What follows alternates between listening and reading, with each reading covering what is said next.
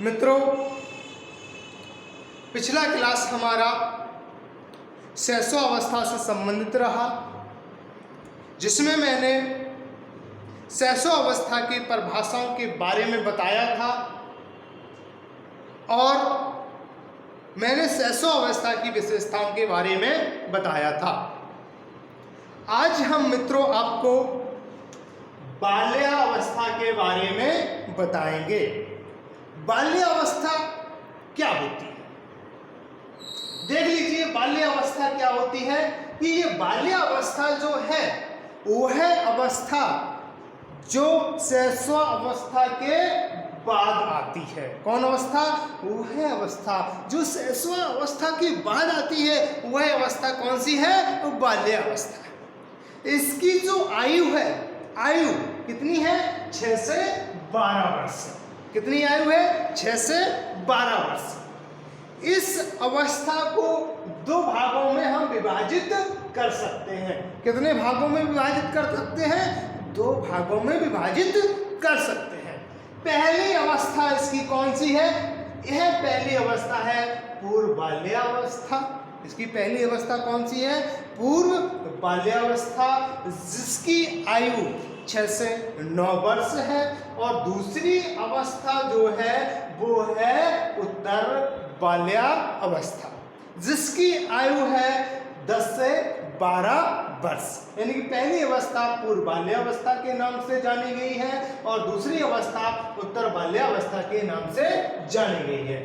उत्तर बाल्यावस्था को हम परिपाक काल या संचय काल के नाम से भी जानते हैं। यह महत्वपूर्ण अवस्था है। कहने का मतलब है, प्रश्न पूछा जाए कि परिपाक काल किस अवस्था को कहते हैं, तो परिपाक काल उत्तर बाल्यावस्था को कहते हैं। परिपाक काल किस अवस्था को कहते हैं? उत्तर बाल्यावस्था को कहते हैं। या संचय काल किस अवस्था को कहते हैं? तो संचय काल हम बाल्यावस्था को कहते हैं। या बाल्यावस्था ना आए तो उत्तर बाल्यावस्था को कहते हैं। ठीक है। फिर आप देख लीजिए, कुछ विद्वानों ने बाल्यावस्था को क्या माना।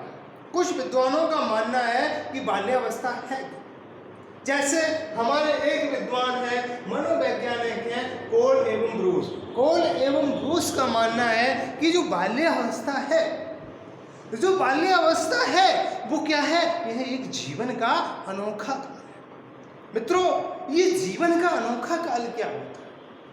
ये जीवन का अनोखा काल है कि इस अवस्था में बालक में अनोखे परिवर्तन होते हैं। कैसे होते हैं? अनोखे। कुछ नई नई चीजें या नई नई बातें, नई नई प्रवृत्तियों का विकास होता है। ये अनोखे काल, ये अनोखे कार्य करते हैं, इसलिए इस अवस्था को अनोखा काल के नाम से जाना जाता है। आइए मित्रों, हम इसकी विशेषताओं के बारे में चर्चा करते हैं। देख लीजिए, विशेषताएं क्या है, यानी कि बाल्यावस्था की विशेषता।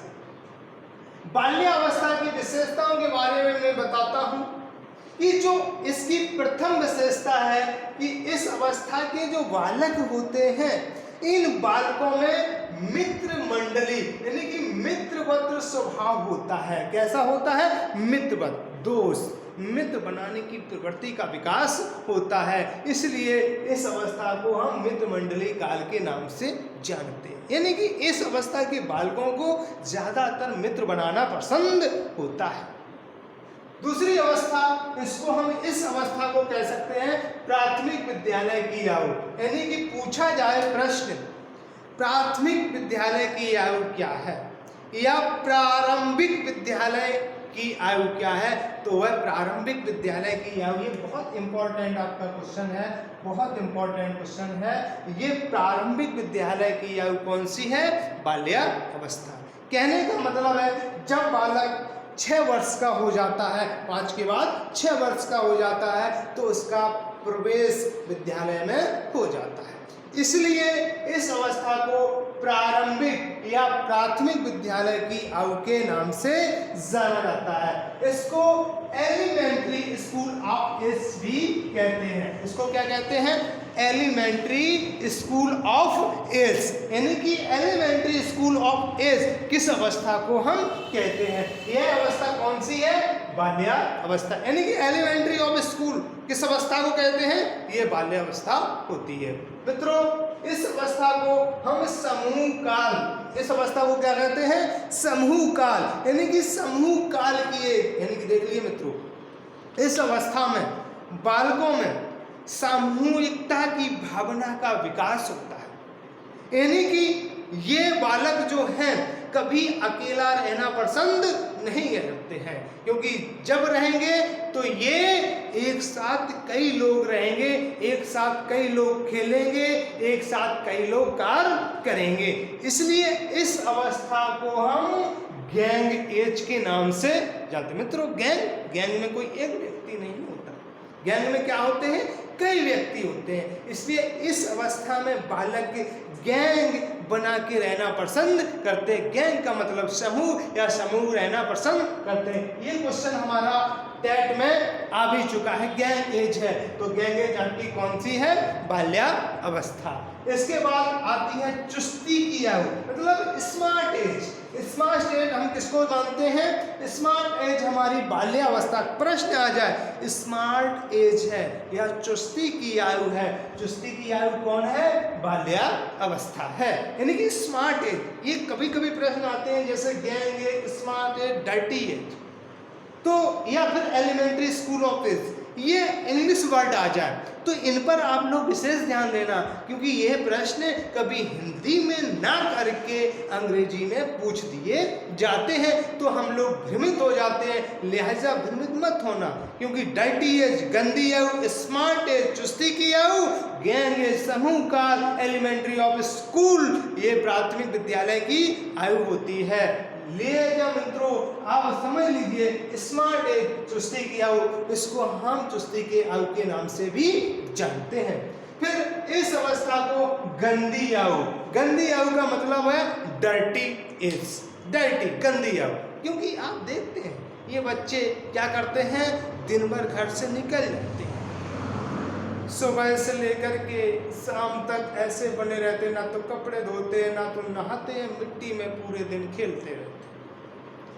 इसलिए इस अवस्था को हम डर्टी एज या गंदी आयु के नाम से जानते हैं। फिर आता है आदर्श काल, आइडियल, मतलब इस अवस्था के बालक में आइडियल मतलब आदर्शपन बहुत पनपता है, बहुत होता है, क्योंकि ये बालक हमेशा ऐसे काम करते हैं जो घर के बताए हुए होते हैं। लिहाजा बड़ों का आदर करना, घर की माता पिता का बात मानना, दूसरों का सहयोग करना, ऐसी भावना का विकास ऐसे बच्चों में होता है, ऐसे बालकों में होता है। वो बालक किस अवधि में आते हैं या किस एज में आते हैं? वो बालक बाल्यावस्था की आयु में आते हैं। मित्रों, अनोखा काल में बता चुका हूं, क्योंकि इसमें अनोखे परिवर्तन होते हैं, इसलिए इसको जीवन का अनोखा काल कहा गया है। वास्तविक जगत की शुरुआत, वास्तविक जगत का मतलब होता है, देखिए मूर्त संक्रियात्मक, यहाँ वास्तविक जगत और मूर्त संक्रियात्मक। वास्तविक जगत का मतलब होता है कि ये इन बालकों के सामने जो चीज सामने प्रत्यक्ष होती है, सामने दिखाई देती है, केवल ये उसी पर विश्वास करते हैं, अन्यथा नहीं मानते। जिसके सामने कोई वस्तु आ जाए, इनके सामने जो वस्तु आए केवल उसी पर विश्वास करते हैं या उसी को मानते हैं। इसलिए इस अवस्था के बालकों में वास्तविक जीवन, जो वास्तविक दिखता है, जो वास्तविक दिखाई देता है, उसी का विश्वास करते हैं। इसलिए इनको वास्तविक जीवन की शुरुआत के नाम से जानते हैं, यानी कि वास्तविक जीवन में प्रवेश इनका होता है। अगला है नैतिक गुणों का विकास। नैतिक गुणों का विकास का मतलब है, जैसे मैंने आपको बताया था आदर्श काल, और वही होता है आपका नैतिक गुण। नैतिकता का मतलब होता है नैतिक लक्षण, दूसरे को सहयोग करना, बड़ों का आदर करना, सहयोग करना, शील गुण विकसित करना, ये होते हैं। कहने का मतलब अच्छे कार्य, बालकों के द्वारा किए गए अच्छे कार्य जो होते हैं, समाज द्वारा स्वीकृत कार्य होते हैं, वो नैतिकता के अंतर्गत आते हैं। इसीलिए इन बालकों में नैतिकता के गुण विकसित होते हैं। मित्रों, इस अवस्था को खिलौने की आयु के नाम से जानते हैं। इस अवस्था को किसके नाम से जानते हैं? खिलौने की अवस्था। आपने देखा होगा जब हम बाल्यावस्था में होते हैं तो कई प्रकार के हम खिलौने खरीदते हैं, मिट्टी के बर्तन बनाते हैं, मिट्टी के बर्तनों से खेलते हैं। लिहाजा जितने भी खिलौने होते, वास्तविक खिलौने की जो आयु है वह देख लीजिए, वह वास्तविक आयु है यह आपकी बाल्यावस्था में है। अगर बाल्यावस्था न आए तो ये आपकी आ जाए पूर्व बाल्यावस्था। पूर्व बाल्यावस्था यानी कि जो पूर्व बाल्यावस्था है वो वास्तविक खिलौने की आयु है। लिहाजा इस अवस्था के बालक जो होते हैं ये खिलौनों में ज़्यादातर अपना जीवन व्यस्त करते हैं, इसलिए इस अवस्था को खिलौने की आयु कहा गया है। इसके बाद मित्रों देखिए, इस अवस्था को मूर्त संक्रियात्मक काल कहा गया। देखिए जीन प्याजे ने बाल्यावस्था को मूर्त संक्रियात्मक, मतलब मूर्त का मतलब क्या? मूर्त माने मूर्ति, संक्र माने क्रिया, यानी कि मूर्ति को देख करके अपने मस्तिष्क में जो संकृतियाँ या क्रिया जो संज्ञान निर्धारित करे वही होता है मूर्त संक्रियात्मक। यानी कि जो मूर्ति देखता है केवल उसी के बारे में यह अध्ययन करता है। यही वास्तविक जीवन मैंने बताया है। केवल कहने का मतलब है वही चीज देखता है, उसी के बारे में अध्ययन करता है। मित्रों फिर आता है जिज्ञासा की प्रबलता। मित्रों इस अवस्था के बालकों में, इस अवस्था के बालक जिज्ञासा में जानने की इच्छा रहती है। अगर ये बालक आप कहीं ले जाओ या ले जाओ तो ये बालक आपसे कोई ना कोई प्रश्न करते रहते हैं। ये प्रश्न करते रहते हैं, पूछते रहते हैं, ये वस्तु क्या है, ये चीज क्या है, ये कैसी बनी, ये किसने बनाई, ये क्या है? ये जिज्ञासा है, ये जानने की इच्छा है बालकों। यही तो चीज जानना चाहते हैं बालक कि क्या चीज है। इसलिए यह प्रवृत्ति इन बालकों के अंतर्गत या इन बालकों में पाई जाती है। अगला है ये खेल की आयु। इस अवस्था को हम खेल की आयु में बता चुका हूं। इस अवस्था को क्या कहते हैं? खेल की आयु कहते हैं। मित्रों खेल की आयु पर दो विद्वानों ने अपने अपने मत अलग दिए। दो विद्वानों के अपने अपने मत क्या है? पहला विद्वान है कार्ल ब्रूस या कार्ल ब्रूस। उन्होंने माना है कि जो खेल है, खेल क्या है? खेल के द्वारा व्यक्ति अपनी भावी जीवन की तैयारी करता है। कार्ल ब्रूस का मानना है कि जो खेल है, इस खेल के द्वारा बालक अपनी भावी जीवन में आने वाले जीवन की तैयारी करता है। भावी जीवन की तैयारी करता है, आगे क्या बनेगा या क्या बनना चाहता है उसकी तैयारी करता है। किसके द्वारा? खेल के द्वारा। किसने कहा है? कार्ल एवं ब्रूस ने कहा। दूसरे विद्वान है स्टेनले हाल। इनका क्या मानना है खेल पर? खेल पर इनका मानना है कि बालक जो है, क्या बालक जो है, बालक के खेल उन कार्यों की पुनरावृत्ति है। जो बालक है, बालकों के खेल की उन कार्यों की पुनरावृत्ति है। उन कार्यों की पुनरावृत्ति है। किन कार्यों की पुनरावृत्ति है? जो सृष्टि के प्रारंभ से उनके पूर्वज करते आए हैं। मतलब खेल पर क्या है? खेल पर टिप्पणी की है। और खेल पर टिप्पणी किसने की है? स्टेनले हाल ने की। स्टेनले हाल का मानना है कि प्रारंभ में जो सृष्टि कर गई या सृष्टि बना गई और हमारे पूर्वज उस चीज को दोहराते आए हैं, करते आए हैं, वही आज हम कर रहे हैं। जो हमारे पूर्वज करते आए हैं, जो सृष्टि कर गई है, वही हम दोहरा रहे हैं। यही चीज खेल है। खेल क्या है? यही चीज दोहरा रहे हैं जो हमारी सृष्टि कर गई, हमारे पूर्वज कर रहे हैं। यही दोहरा रहे। कौन? मैं दोहरा रहा हूं। तो ये खेल है। खेल पर किसने कहा है? कार्ल ब्रूस और स्टेनले हाल। मित्रों आज का क्लास इतना ही रहेगा। शॉर्ट ले लीजिए। इसके बाद में हम कल क्लास पढ़ाएंगे। मित्रों अगर हमारा वीडियो अच्छा लगे तो अपने मित्रों को शेयर करिए, अपने दोस्तों को शेयर करिए, ज़्यादा से ज़्यादा सब्सक्राइब करिए ताकि मैं आपको अच्छा से अच्छा प्रदर्शित कर सकूं, अच्छे से अच्छे क्वेश्चन दे सकूं।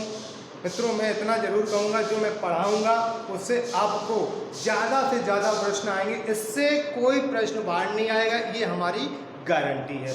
मित्रों, बस आपका इतना है, ज़्यादा से ज़्यादा सब्सक्राइब करिए, शेयर करिए, कमेंट करिए। अगर किसी को कोई परेशानी है, अगर किसी को कोई परेशानी है तो वह हमारे नंबर पर कॉल करें। हमारा नंबर है 9267765881, 9267765881, यानी कि ये इस नंबर पर आप कॉल करिए, मैं आपकी समस्या का समाधान करूँगा। धन्यवाद।